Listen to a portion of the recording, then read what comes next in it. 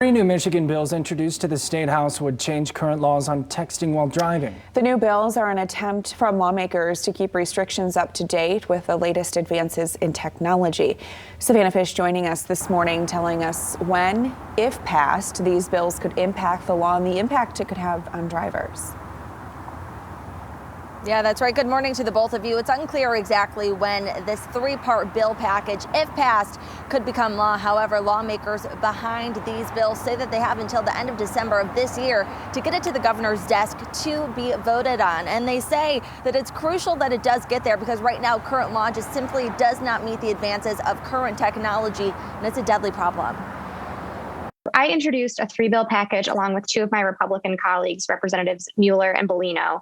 And the package would essentially modernize our distracted driving laws. House Bills 4277, 4278, and 4279 are what make up the three-bill package sponsored by State Representative Manoogian and State Representatives Mueller and Bellino. The bills aim to modernize Michigan's texting while driving laws, which currently are up to speed, according to lawmakers. We have laws on the books right now that prohibit distracted driving in the form of texting while driving, but we know that our cell phones have all really become basically mini computers that we keep in our pockets and we use all day long. So the current laws on the books don't take into account any sort of social media, Zoom meetings, anything that we use where we live stream from our devices. And so these laws would modernize that. These laws would be applied to all drivers, with the exception of public safety officers and those dialing 911 in an emergency. Voice-operated or hands-free devices are also okay, but any use of holding your phone for dialing, texting, or social media would result in a fine. Each offense would increase in fines, which State Representative Rachel Hood of the 76th District hopes will serve as an incentive for drivers. So fines would be moving from $100 to $250 for a first violation, and then from $200 to $500 for subsequent violations.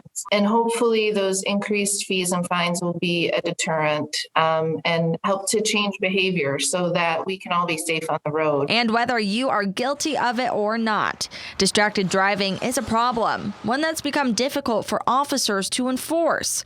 These bills hope to change that. This would become a primary offense. So that means that police can pull you over for driving while distracted by texting and driving, as well as doing any sort of live streaming if you're using Instagram, Facebook Live, Zoom meetings while you have your phone in your hand and you're looking at your phone. What we're trying to do is make it so that folks understand very clearly what the law is, and that the law very clearly states that you cannot have your phone in your hand. According to AAA, distracted driving kills 9 people every day.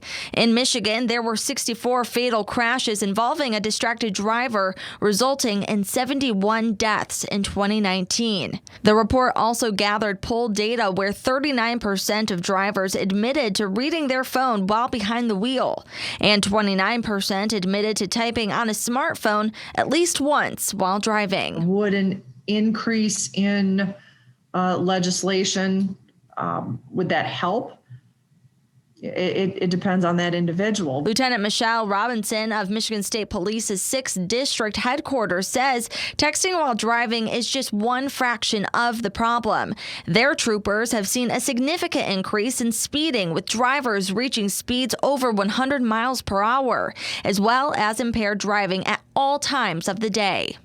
While they don't know if these bills will stop distracted driving in its tracks, it's a step in the right direction and ultimately depends on the individual driver. If we see someone texting and driving, and if they have their mobile device on their steering wheels and they're texting, we will pull them over. That is a stop that we can make. Whether any kind of legislation to increase that, it really determines on depends on what the bill is and what the actual law is that gets passed. We just want to make sure that we're keeping drivers safe. This is common sense legislation. It's nonpartisan. It's something that we can all get behind as a community. And so we're really excited about the opportunity to bring this across the finish line. Yeah, and those bills had some difficulties getting across the finish line when it was submitted last session and never quite made it to the Senate. So right now, Representative Manoogian and those other representatives backing these bills say that right now they're ultimately just reworking some of the language, like trying to figure out how exactly how to label autonomous vehicles and some other modern advances within your phones and also built within cars nowadays.